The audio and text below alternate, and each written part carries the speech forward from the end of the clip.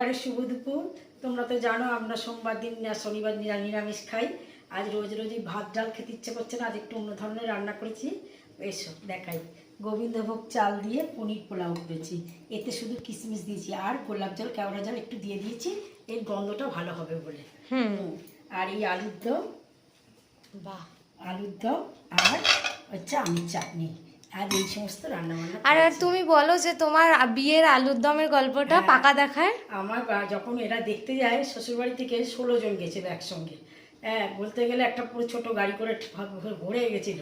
তা আমি লুচি আর আলুর দম করেছি, অনেক দূর থেকে তো, এখান থেকে যাচ্ছে। আমার মা বলছে ভাত তরকারি খাওয়ানোর জন্য। তা আমি বলছি না, এত নতুন লোকজন আসছে, তখন এত ফ্যান্সি খাবার ছিল না, ভাত তরকারি কি খাওয়াবে মা, লুচি আলুর দম করি বলে আমি আলুর দম করেছিলাম। আর লুচিটাও দিদি মা সবাই মিলে করেছিল। তখন আমি আমাদের সোনারপুরের মেয়ে তো, আমি নিজে হাতে খাবারটা দিয়েছিলাম। ওরা খুব খুশি হয়েছিল, বলেছিল মেয়ে নিজে হাতে খাবার নিয়ে ঢুকেছে। আর আলুর দম খেয়ে ওরা একদম মজে গেছিল।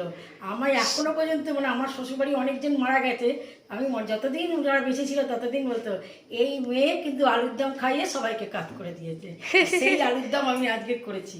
হ্যাঁ, এই আলুর দম আমি আজকে সেই আলুর দম করেছি। সেটা অবশ্য রসুন পেঁয়াজ টেয়াজ দিয়ে করেছিলাম। এটা নিরামিষ। এটাও নিরামিষ, আমাদের সোমবার নিরামিষ। যাই হোক, আচ্ছা ঠিক আছে, আজ কিন্তু আমি বিকেলে 6টার সময় লাইভে আসবো। আমি কিন্তু অপেক্ষা করবো আপনাদের জন্য।